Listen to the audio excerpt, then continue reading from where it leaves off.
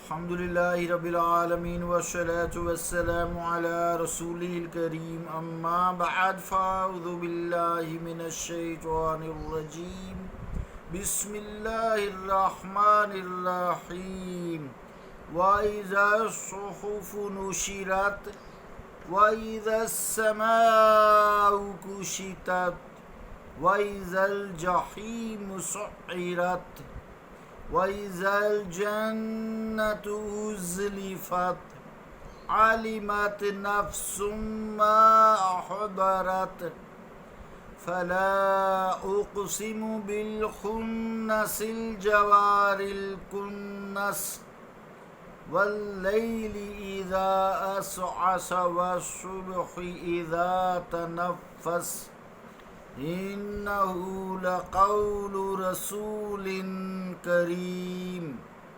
صدق اللہ العظیم۔ واجب الاحترام سامعین السلام علیکم ورحمۃ اللہ وبرکاتہ۔ سورہ التکویر کی 10 سے لے کے 19 نمبر آیات تک تلاوت کرنے کی سعادت حاصل ہوئی ہے۔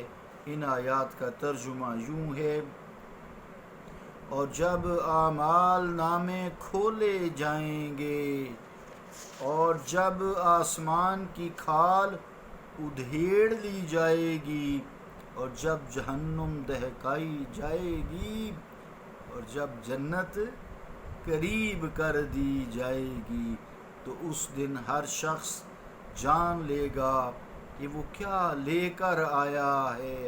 پھر میں قسم کھاتا ہوں پیچھے ہٹ جانے والے تاروں کی اور قسم کھاتا ہوں سیدھے چلنے والے رکے رہنے والے تاروں کی، اور رات کی جب وہ رخصت ہونے لگے اور صبح کی جب وہ سانس لے۔ یہ قرآن معزز قاصد کا لایا ہوا قول ہے۔ اللہ کا قول سچا ہے جو بڑی ہی عظمت والا ہے۔ عزیزان گرامی قدر، قیامت کے جو واقعات ہیں اس میں کچھ پہلے واقعات بیان کیے گئے، اب کچھ بیان کیے گئے ہیں۔ اور جو آیت میں لفظ ہے کشت، اس کا مطلب ہوتا ہے کھال ادھیڑ دینا، یعنی آج انسان چرخ نیلوفری کی طرف آنکھ اٹھا کر دیکھتا ہے تو اس کے جلال و جمال کو دیکھ کر حیران ہو جاتا ہے، لیکن اس روز جب آسمان کی کھال ادھیڑ دی جائے گی تو جلال و جمال سب فنا ہو جائے گا، اس کے چپے چپے سے وحشت برسنے لگے گی۔ اس وقت سارے غفلت کے پردے اٹھ جائیں گے، ہر قسم کا خمار اتر جائے گا اور انسان کو اچھی طرح معلوم ہو جائے گا کہ اس نے اپنی زندگی میں کیا کھویا کیا پایا۔ اس کے اعمال نیک و بد اسے اپنے سامنے نظر آنے لگیں گے، انکار کی کوئی گنجائش نہ ہوگی۔ یہاں تک عزیزان گرامی قدر ایک مضمون پورا ہوا، آیت نمبر 14 تک۔ اس کے بعد یہاں سے دوسرا مضمون شروع ہوتا ہے اور وہ ہے حضور کریم علیہ الصلوۃ والسلام کی رسالت کا بیان۔ تو اس میں جو لفظ خنس ہے، جوار ہے، الکنس ہے، اس کے معنی اگر ذہن نشین ہو جائیں تو اچھا ہوتا ہے۔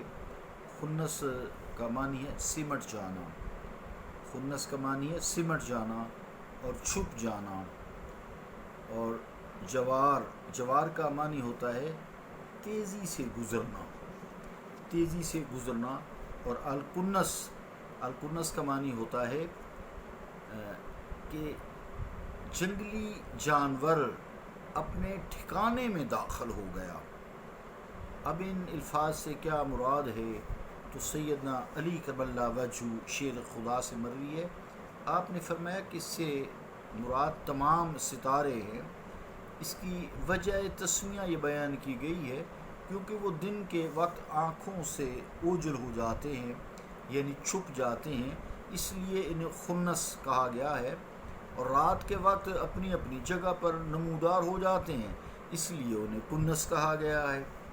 ابن ابی خاتم رضی اللہ تعالیٰ عنہ نے سیدنا علی کرم اللہ وجہ سے یہ قول بھی نقل کیا ہے.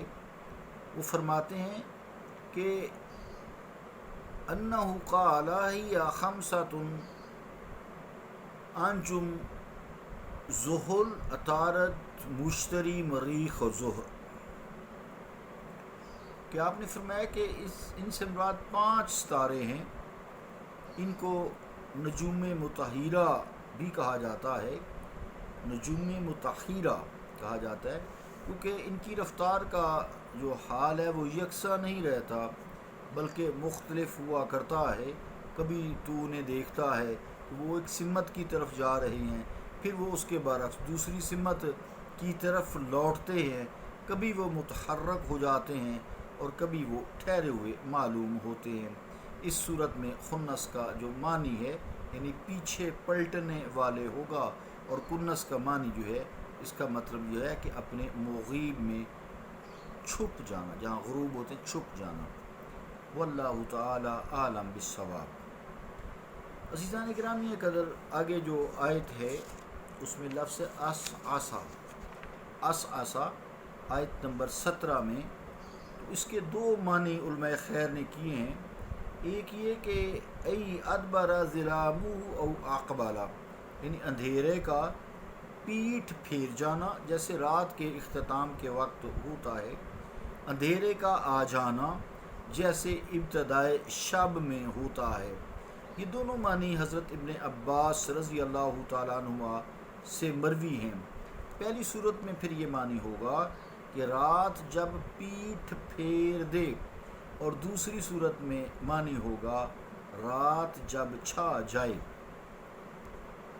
تنفس ہے آگے آیت میں، آیت نمبر 18 میں جو تنفس کا لفظ ہے اس کا معنی یہ ہوگا کہ جب صبح و سانس لے، جسے ہم سانس لیتے ہیں نا، جب صبح و سانس لے اس کو تنفس بولتے ہیں.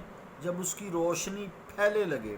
علامہ زمخشری رحمۃ اللہ علیہ کہتے ہیں اس کی وجہ یہ کہ جب صبح طلوع ہوتی ہے تو نسیم صبح چلنے لگتی ہے، اس وجہ سے اسے تنفس کہا گیا ہے. عزیزان گرامی قدر، 5 قسمیں کھائی گئیں. کتنی قسمیں؟ 5 قسمیں کھائی گئیں، اور 5 قسمیں کھانے کے بعد فرمایا تمہارا یہ کہنا سراسر باطل ہے کہ یہ قرآن مجید حضور علیہ السلام خود گھڑ کر لاتے ہیں یا کسی انسان سے سیکھ کر لوگوں کو سکھاتے ہیں یا سناتے ہیں، بلکہ وہ یہ کلام ہے جو ایک محترم قاصد لے کر آیا ہے. انہ لقول رسول کریم. تو یہاں حضرت جبرائیل، رسول سے مراد قاصد حضرت جبرائیل علیہ السلام ہیں، بلکہ یہ جو کلام ہے وہ ایک محترم فرشتہ، محترم قاصد حضرت جبرائیل علیہ السلام لے کر تشریف لائے ہیں، جنہوں نے آپ کے قلب اطہر پر یہ اللہ تعالیٰ کا کلام سنایا ہے. ان کا یہ قول ہے. ان کی چند اور صفات بھی بیان کر دی گئی کہ وہ بڑے آگے آیات میں ہیں، طاقتور ہیں، مالک عرش کی جناب میں ان کا مرتبہ بڑا بلند ہے. ذی قوت عند ذی العرش المکین مطاع ثم امین وما صاحبکم بمجنون ولقد رآہ بالافق المبین. اس طرح ان کی اور جو ہے حضرت جبرائیل علیہ السلام کی صفات بیان کی ہیں کہ جو عرش کے مالک ہے ان کی جناب ان کا مقام مرتبہ بہت بلند ہے. تمام ملائکہ ان کے حکم کی تعمیل کرتے ہیں، بڑے طاقتور ہیں، اور ان کی مانت میں کسی کو ادنا سا بھی وہم وسوسہ نہیں آتا. جب لانے والا اتنی صفات عالیہ سے متصف ہے، ان مراتب رفیع پر فائز ہو، تو کون یہ خیال کر سکتا ہے کہ اس نے کلام میں کمی بیشی کی ہوگی.